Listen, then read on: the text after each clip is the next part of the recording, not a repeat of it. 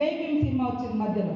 అంటే ఒక్క మామూలు మహిళ భర్త దొంగతనం పేరుతోటి ఒక ఉన్నత వర్గాలు కేసు పెట్టి ఇబ్బందుల పాలు చేస్తే చేతిలో సంఖలో బిడ్డ, కడుపులో మరి రూపం పోసుకునేటువంటి బిడ్డ యొక్క సినిమాను అద్భుతంగా మన ముందుకు తీసుకొచ్చింది. అవునా, మాకు ఈ హక్కులు ఉంటాయా అని ఎంతోమందికి ఈ సినిమా ప్రేరణగా నిలిచింది. కానీ అలాంటి సినిమాను ప్రోత్సహించలేదు. అలాంటి వాళ్ళకి అవార్డులు రాలే జై భీమ్ సినిమా లాంటి వాటికి. కానీ ఇవాళ పోలీస్ అధికారులు చట్టబద్ధంగా ఉండేటువంటి డ్యూటీలో ఉంటారు.